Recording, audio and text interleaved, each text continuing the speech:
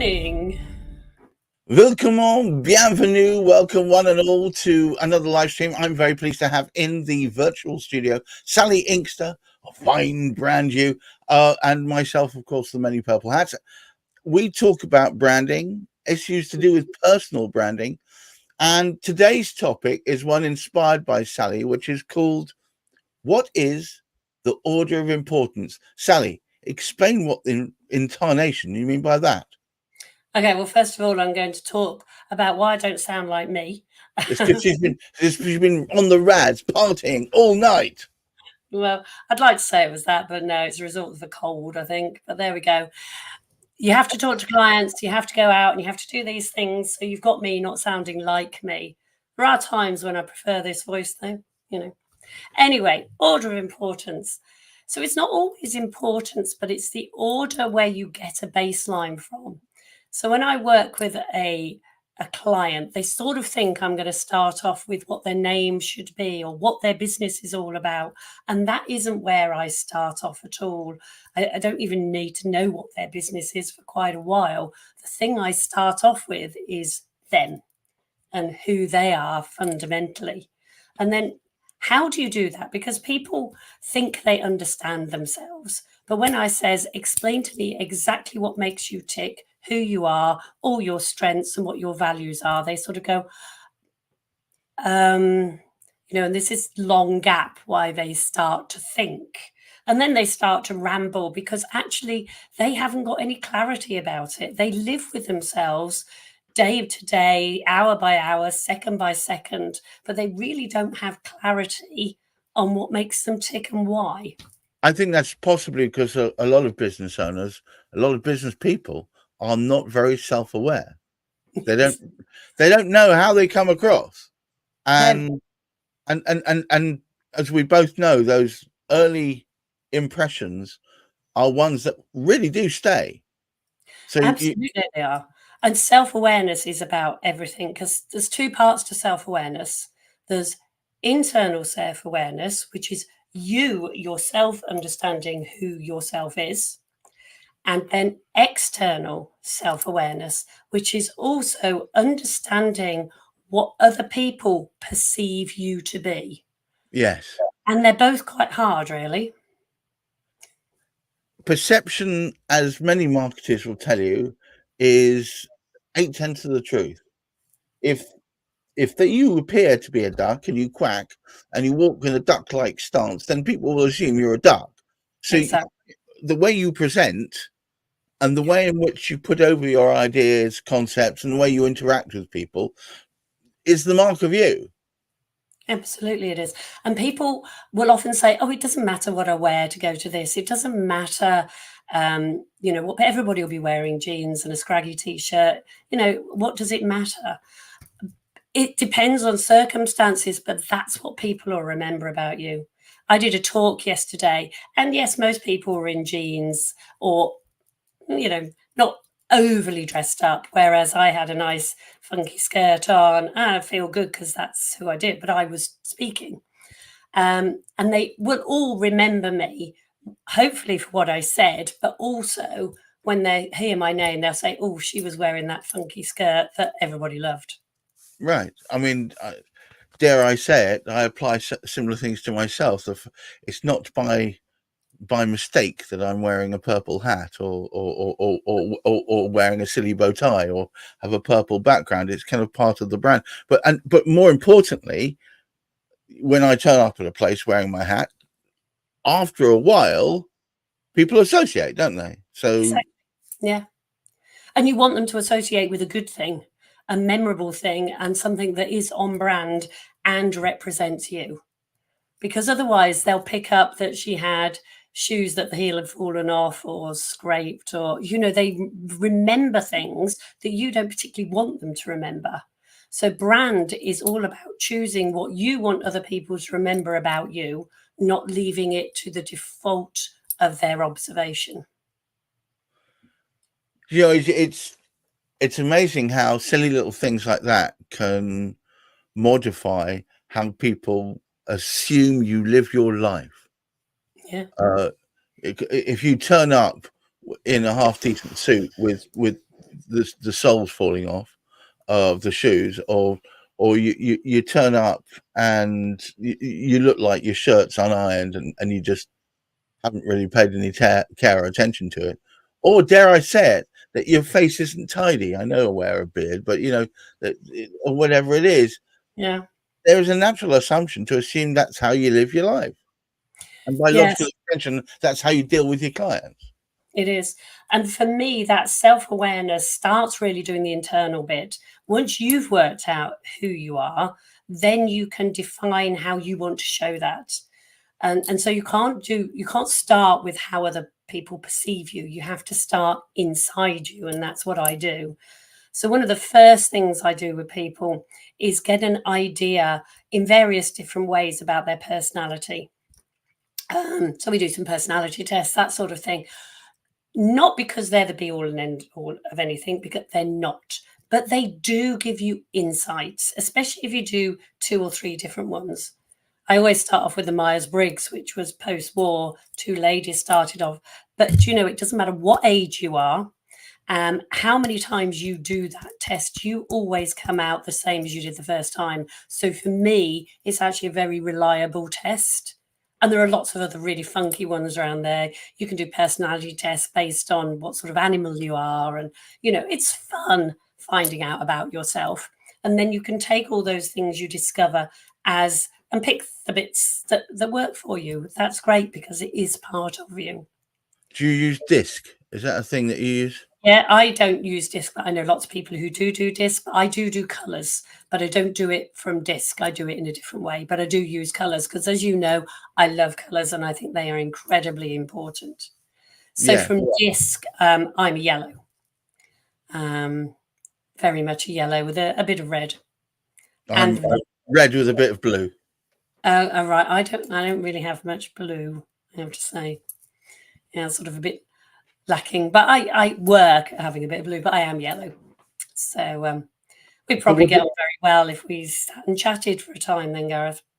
So I mean, from that, what would one? I mean, I'm not going to go into disc in great detail, but No. what does yellow mean? What, just so It just means you love talking, you like being in a group of people, you will cluster with others, and you can have ideas coming out of your ears, and you're just quite confident in who you are, but you love getting to know other people. The whole thing that makes you tick is that you want to know about that other person. I think I've said before, my kids used to get so embarrassed if we were somewhere strange. I'd start speaking to a stranger. I would know their life history. And they go, why? What's the point, Mum? You're never going to meet them again. It's just great. I love it. Well, it's true, but I think it's the skill that you're showing there is empathy and building even a short, miniature, cohesive bond just out of empathetic communications. Yeah. So order of importance. Let's talk it through. So the first thing you start off with is with the personal brand. Yeah. Well, I start off usually with their mind block. So what sort of things are stopping you from moving forward? And I have a particular way I do that. So I find out what their subconscious mind is saying to them. And then we look at their personality, which sometimes agrees. If they say, oh, I don't like going out, I don't like to be in people, and then they do a personality test and they are an introvert, you go, well, that makes sense. This is why, so it just puts things together. And then we start looking at people's strengths. And if I'm ever doing a quick call to get to know somebody, I will often say to them, can you just tell me so that I can recommend you to other people what your 3 top strengths are? Right. And they go, well, I'm very good at bookkeeping, and I'm good at time. Do you know what I mean? And they don't understand what their strengths are, which I think is just a shame. It doesn't matter whether you're in business, whether you have a career, or whether it's stay-at-home mum. It is really important to understand how you can do daily life through your strengths and talents. It's critical, actually, that you recognize what they are. And I think a lot of people perhaps know about themselves the headlines without knowing any of the subtitles, if you see what I mean. Yeah. And it is important that there's a difference between strengths and talents and skills. Again, that takes a bit more explaining and working out, but that's so valuable for people to have a starting block on life, really. You know, a joy would be to get into all six formers and be able to do their personal brand. So once you've got past the blocks, as it were, what will Yeah. be the next portion within that order? So we do the strengths, then I look at values. What do you live by? What are your rules you live by? So that's your values. And then we look at their stories historically. You know, what are the stories that you remember? What ones are you carrying with you? What ones hurt? What ones have affected your life? And that can be therapeutic. But this isn't therapy, learning that, but it can be therapeutic for you to work out what your stories are and what they mean and how you can use them going forward. Because if you're going to have a story, if you're going to carry baggage, my goodness, you might as well use it. I mean, if you're going on a holiday and you lug suitcases around, go out to dinner every night and look different and look fabulous and have your walking boots and be able to have all your makeup, then it's great to carry that luggage around with you because that's why you do it. But there is no point in going on holiday and carrying with you a load of bricks in your suitcases because that doesn't help anyone. Definitely not you. Definitely not. So what you're saying is, if you're going to carry around extra weight, do it for a purpose. Exactly. Yes. Okay, cool. So once we've got past that, how do we get? Because all of this is inexorably leading to the point where you can say, right now, I can help you get that personal brand where you need it to be. Yeah. Yeah. Well, that's part of it, and then next we look at actually you, who you are, my physicality part. So we've done the philosophy part. That's where it starts. Then you've got the physicality. So that is looking at the self-awareness, but the extrinsic. How do people view you? And how do you feel about them viewing you? How you come over? So could it be that you have a very quirky character, and but that you may not even realize that's how people view you? Yeah, you could do. And it's really hard to, because our family make fun of us, don't they? And they obviously sometimes only see us from their point of view, which everybody does. But our family are always the greatest barometer of how we're seen. But friends and colleagues and other people and strangers actually sometimes can be a really good barometer for how we come over. And I suppose there's always momentum to be derived from perhaps even reframing that. I mean, it might be they see you as weird, but that could also be reframed as a positive. Yeah.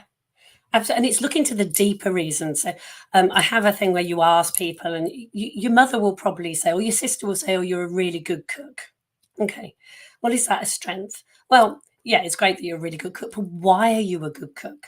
Are you a good cook because you're very good at following a recipe and doing it absolutely as it says and copying the decoration?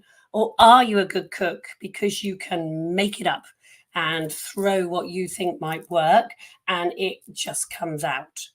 So being a good cook is a great thing to be told, but to work out how people is why. What does being a great cook mean? Yes, yes, of course, it could mean quite different things depending on context. Yes.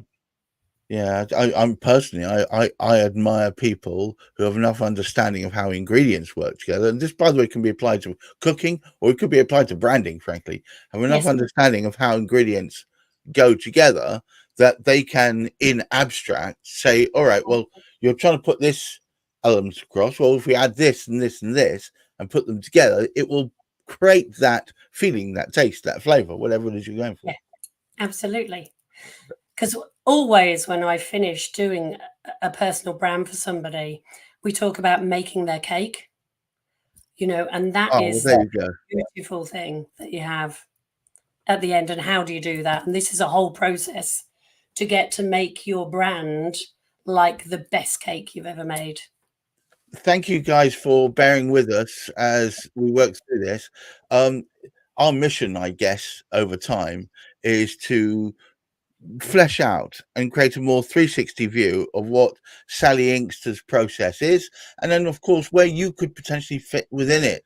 Don't forget that she is available to be contacted, very easily to be contacted on the Sally Inkster website, and of course on LinkedIn. I would say that this being Hump Day, I wish all of you a fabulous rest of the week. Hump Day. I don't know, I don't see it as a hump. I see it just keep going upward until the end, and then there's a break, and then we start again, and keep the ascent going upwards. I love what I do, and I hope you do too. Until the next time we speak, I wish you all wonderful week, and of course incredibly good mental health. Bye bye all.